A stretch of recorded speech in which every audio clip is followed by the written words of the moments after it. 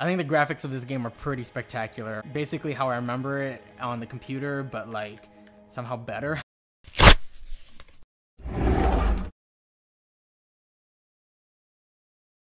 What's up guys? Welcome back to another episode of Appskan. Today I'm super excited to be showing you this new app that just came out last night. It's called Super Fancy Pants Adventure. This is one of those games that we used to play when we were kids on the computer, and it was a lot of fun. It was basically, if you've never played it before, it's basically Mario meets Stickman. And the graphics are so cool. I've got it here on my iPad, and I've also got it here on my phone, and we're going to show you what it looks like on both the iPad and the phone. Alright, so I'm going to go ahead and get on my iPad. Don't look at my password.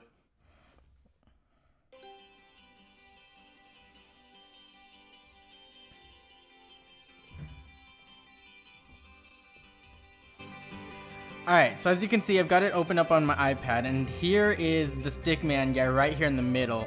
The controls are fairly simple. You've got left and right over here on your left corner, and up and down on your right corner.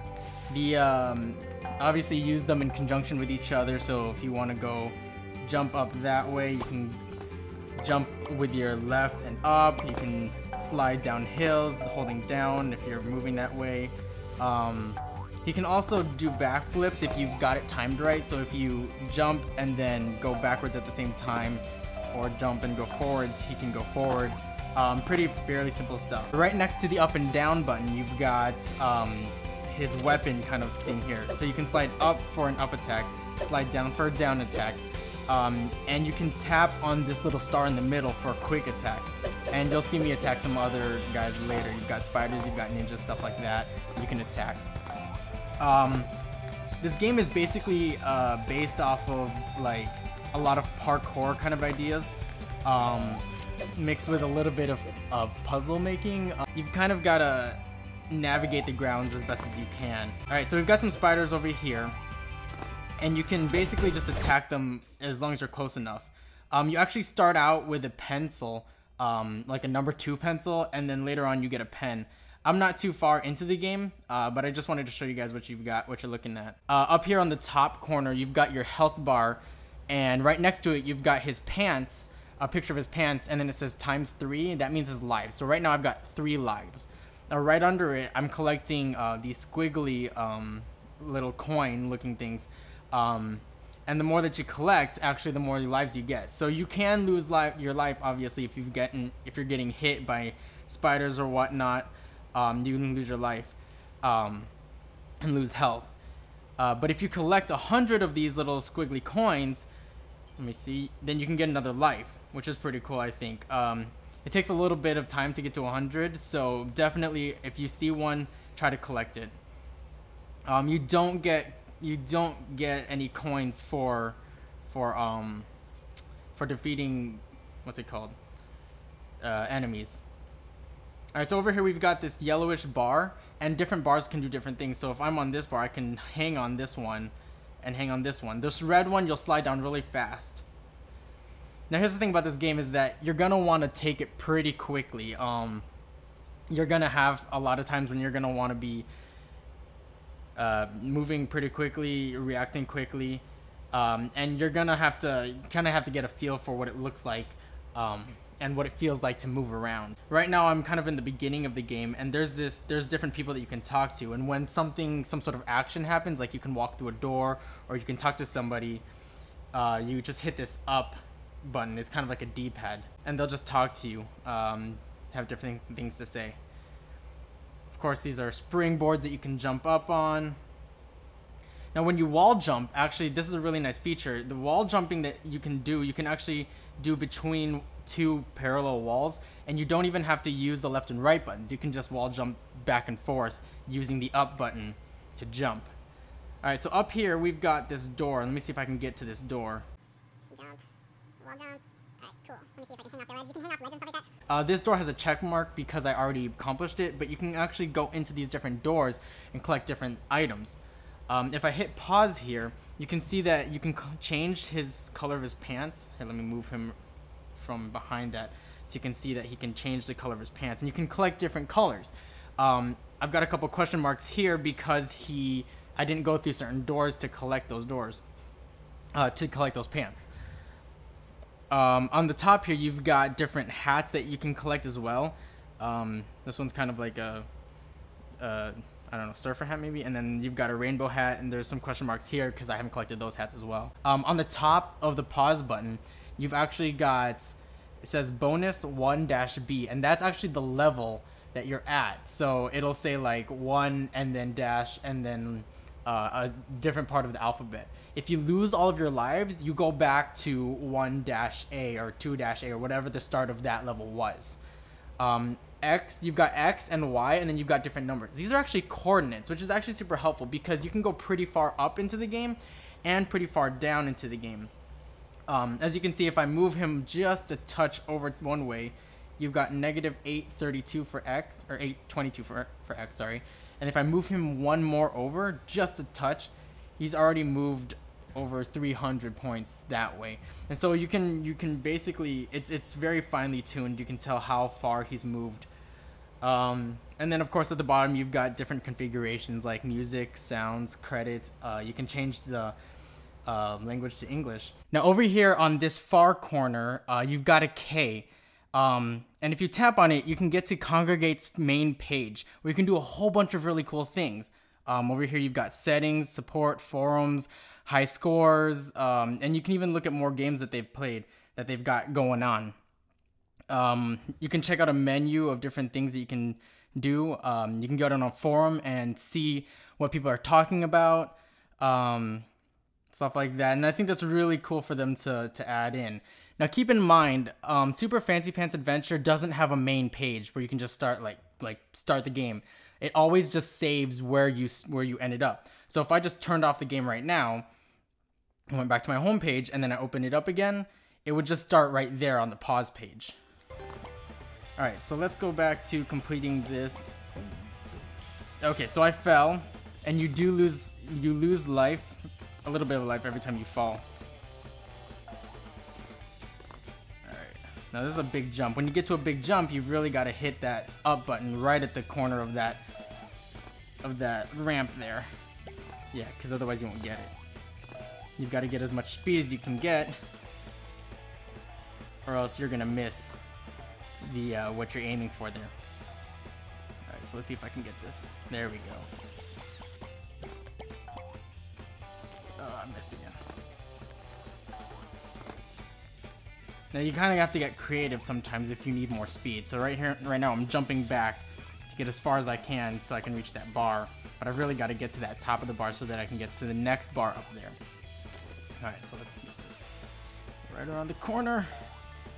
Too late. Alright, I'm gonna try a couple more times. Nope.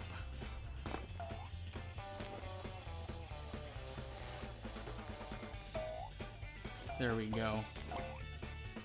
Yeah, so you can collect whatever you need to collect. Sometimes it might be a pant color, sometimes it's like a hat or something like that. Okay, so here we've got different kinds of enemies. We've got a bat, we've got a spider.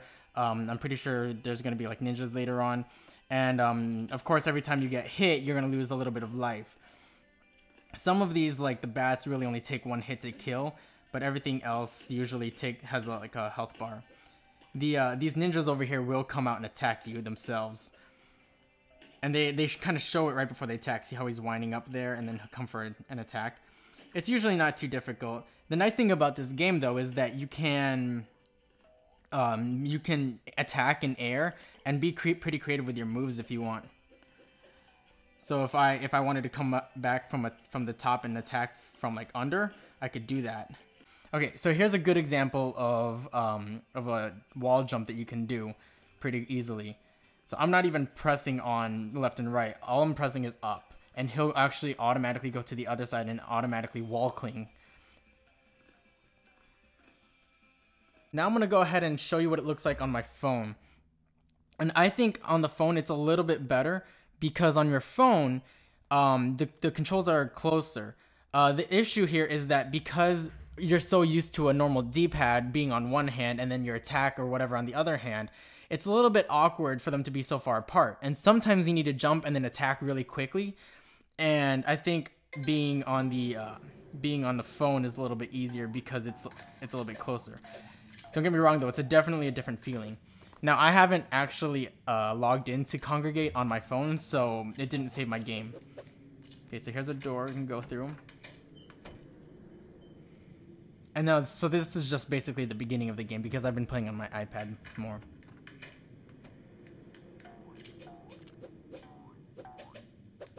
So you can see here he's actually got that pencil instead of a pen.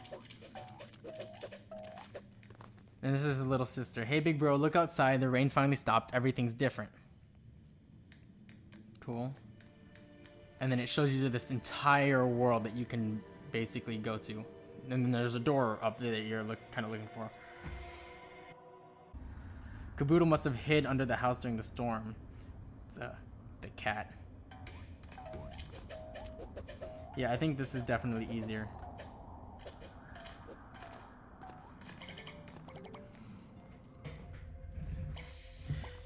One thing I would say to be careful of is that when you're playing at night, just be careful that your brightness is down, because when you go from one screen to another screen, or like when you're going from one side of the level to another, it'll just white out the entire page really quickly, and it'll like burn your eyes out. Like, here, watch. Yeah, so when it does that, it'll basically burn your eyes out. So just be really careful of that. There's also a lot of really helpful hints that the game will give you as you're playing the game.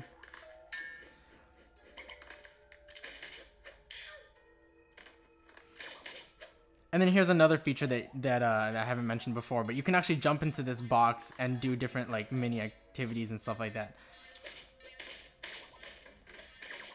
So this tutorial is basically just to show you how to attack. And then to get out, you just go onto the trampoline. Now let's talk about if it's something that you should spend your money on. Now don't get me wrong, this is a $5 app, and it's not too bad. I've seen some apps that get up there, $6, $7, even $10, $20 for apps. And so for $5, I say bottom line, I think it's worth it. There are a couple things that I don't like about this game, like for example, how the D-pad isn't all on one side, and you can't just go, you know, left, you can't hit up and left and right and down in one hand. But on the other hand, it does make it easier to jump sideways and do backflips and even turn your direction mid-air if you need to. Just mixing up your mind games basically to attack these AI creatures. So it has its pros and cons. I also do like how it basically just saves your game wherever you are.